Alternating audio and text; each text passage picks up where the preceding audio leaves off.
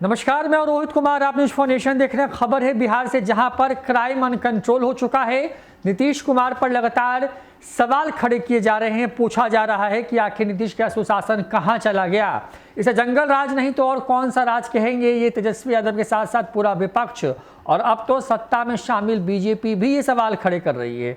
नीतीश कुमार पर सवाल के बीच में अब सरकार ने बड़ा निर्णय ले लिया है। नीतीश कुमार ने अपने ही फैसले को पलट दिया है, जिसमें अब दागी पुलिस अधिकारी जो हैं फिर से थाना प्रभारी बन पाएंगे, इसका आदेश जारी किया गया है। बिहार सरकार ने अपने निर्णय में बड़ा बदलाव किया है। अब वैसे दरोगा या इंस्पेक्टर जिन्हें 3 या उससे अधिक बृहद सजा मिली हो, उन्हें थानाध्यक्ष या सर्किल इंस्पेक्टर बनाया जा सकता है, बशर्ते सजा की समय अवधि समाप्त हो गई हो।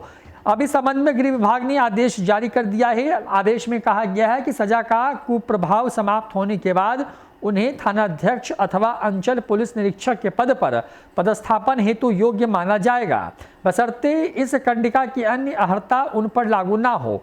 गृह विभाग के संकल्प में कहा गया है कि जिन्हें विभागीय कार्यवाही अथवा पुलिस हस्तक नियम के संचालन के बाद 3 या उससे अधिक बृहद सजा मिली हो, वैसे दोषी पाए गए पुलिस पदाधिकारी को थानाध्यक्ष अथवा अंचल पुलिस निरीक्षक के पद पर तब तक पदस्थापित नहीं किया जाएगा जब तक उनके विरुद्ध किसी भी बृहद सजा का कुप्रभाव लागू रहेगा। यह कुप्रभाव अंतिम घटना की तिथि जिसके लिए विभागीय कार्यवाही अथवा पुलिस हस्तक नियम के तहत बृहद सजा मिली हो, उससे 3 वर्ष तक रहेगा। बता दें कि बिहार सरकार ने यह निर्णय लिया था कि जिन्हें 3 ब्लैक मार्का मिला हो, उन्हें थानाध्यक्ष और सर्किल इंस्पेक्टर नहीं बनाया जाएगा।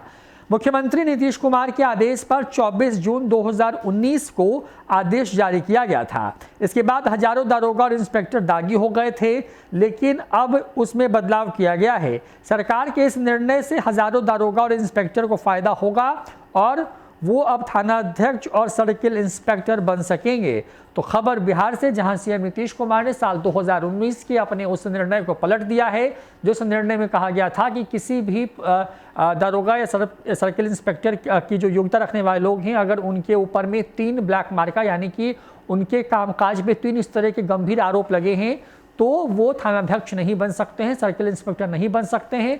लेकिन सरकार ने अपने ही आदेश को करीब करीब जो है 2.5 साल बाद जो है वो पलट दिया है। और अब अगर उसमें जिस पर भी आरोप लगे हैं, जिस दिन से विभागीय कार्रवाई शुरू हुई है, उसके बाद के अगर 3 साल उसने पूरे कर लिए हैं, तो वो अब थानाध्यक्ष या सर्किल इंस्पेक्टर बन सकता है।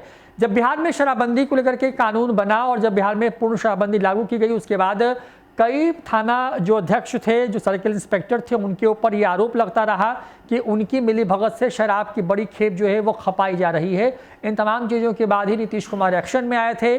जहां तक जानकारी है कि साल 2019 में इन्हीं तमाम चीज़ों को आधार मानते हुए नीतीश सरकार ने वैसे तमाम लोगों को थानाध्यक्ष या फिर सर्किल इंस्पेक्टर बनने से अयोग्य करा दिया था अपने आदेश में, जिनके ऊपर इस तरह के आरोप थे। और अब उसी निर्णय को सरकार ने करीब 2.5 साल बाद पलट दिया है।